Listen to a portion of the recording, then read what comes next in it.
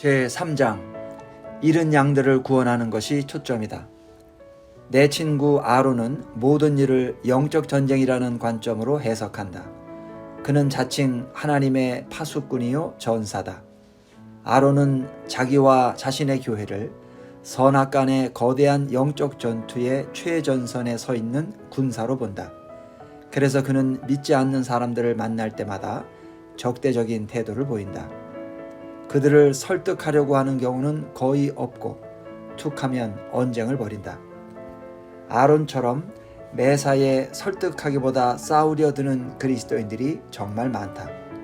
그들의 초점은 잃은 양들을 돌아오게 하는 것이 아니라 오로지 죄의 확산을 막는 것이다. 그러니 가는 곳마다 전투를 벌일 수밖에 없다.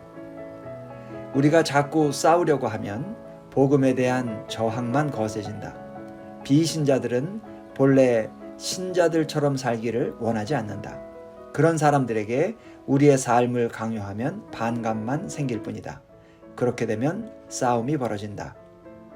그런데 사람들이 싸울 때 절대 하지 않는 일이 하나 있다.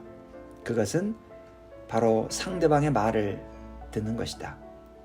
일단 전쟁이 벌어지면 아무도 서로의 말을 귀담아 듣지 않는다. 다니엘과 친구들은 정복자들을 적으로 대하지 않았다. 그들은 원수를 사랑하고 선대하라는 예수님의 명령이 있기 훨씬 전부터 그 명령을 따랐다. 우리도 그렇게 해야 한다.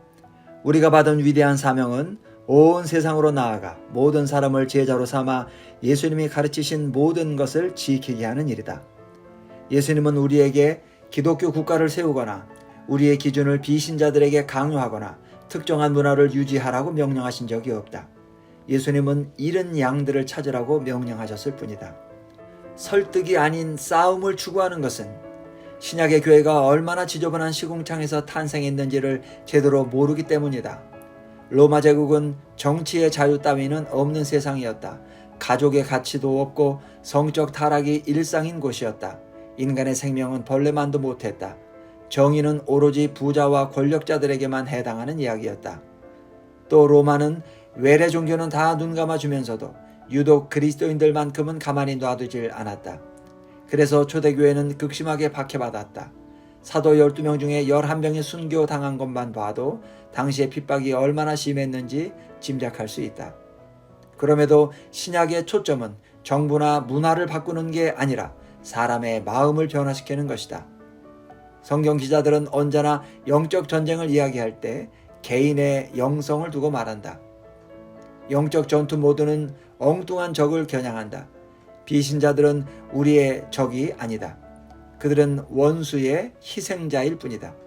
그리고 희생자는 무찔러야 할 대상이 아니라 구해야 할 대상이다. 사도 바울은 원수의 앞잡이 노릇을 하는 악인들에 대해 우리가 가져야 할 태도를 다음과 같이 명시했다. 많은 사람이 이 글을 읽고 고개를 갸웃거릴 것이 분명하다. 주의 종은 마땅히 다투지 아니하고 모든 사람에 대하여 온유하며 가르치기를 잘하며 참으며 거역하는 자를 온유함으로 훈계할지니 혹 하나님이 그들에게 회개함을 주사 진리를 알게 하실까 하며 그들로 깨어 마귀의 올무에서 벗어나 하나님께 사로잡힌 바 되어 그 뜻을 따르게 하실까 함이라. 보다시피 위에 글에서 바울은 사탄의 뜻을 받드는 자들에 관해 이야기한다. 그들은 사탄의 행진에 휩쓸려가는 자들이 아니라 행진을 이끄는 자들이다. 그런데도 우리는 하나님의 심판이 아니라 긍휼과 자비가 임하기를 바라는 마음으로 그들에게 다가가야 한다. 우리는 그들이 회개하고 진리를 알도록 도와야 한다. 다시 말해 우리의 주된 목적은 설득이다. 바울이 우리에게 촉구한 태도와 행동도 눈여겨보라. 바울은 다투지 말라고 말한다. 모든 사람에게 친절하라고 말한다. 물론 여기서 모든 사람은 말 그대로 모든 사람을 뜻한다. 단 한 명의 예외도 없다. 혹시 이 단어가 거의 모든 사람을 의미할 수도 있지 않을까? 그렇기를 바라는 마음으로 헬라어 원문을 확인했다. 하지만 역시나 마찬가지였다. 우리는 진리를 가르치되 언제나 친절하게 가르쳐야 한다. 사도 베드로는 이런 표현을 썼다. 너희 속에 있는 소망에 관한 이유를 묻는 자들에게는 대답할 것을 항상 준비하되 온유와 두려움으로 하라. 하지만 솔직히 말해 이렇게 하기가 어디 쉬운가? 우리 문화가 바벨론을 닮아갈수록 우리 마음속에는 더 큰 분노가 들끓는다. 그 결과는 사랑이 가득한 꾸지람과는 거리가 먼 미움과 비방, 수군거림, 신랄한 비판이다. 많은 사람이 바리새인들을 비롯한 당시의 종교 지도자들을 향한 예수님의 호된 꾸지람을 예로 들면서 비신자들에 대한 공격성을 정당화한다. 하지만 그들은 중요한 점을 놓치고 있다. 예수님은 당시의 죄인들을 꾸짖지 않으셨다. 오히려 그들에게 가까이 다가가셨다. 예수님께 꾸지람을 받은 자들은 죄인을 궁지에 몰아 넣으려고 했던 종교적 위선자들이었다. 느부갓네살은 더없이 악한 자였다. 사악한 신을 섬겼고 예루살렘과 하나님의 성전을 더럽혔으며 하나님을 조롱했다. 그는 비이성적이고 성미가 급했으며 허영심이 강하고 살인을 일삼는 잔혹한 자였다.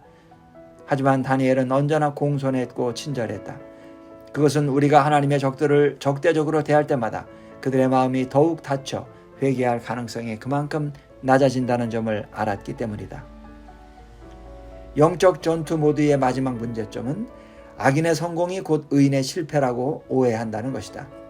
경건과는 거리가 먼 상사를 겸손히 섬기거나 악한 정권에 복종하기 어려운 건 바로 이런 오해 때문이다.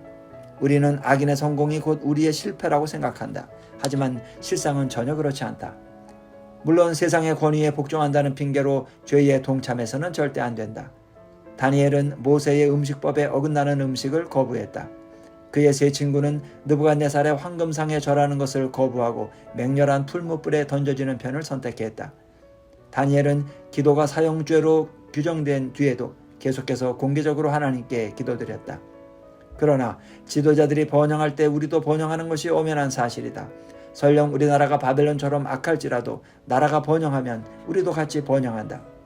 예레미야가 바벨론의 유대인 포로들에게 뭐라고 했는지 보라.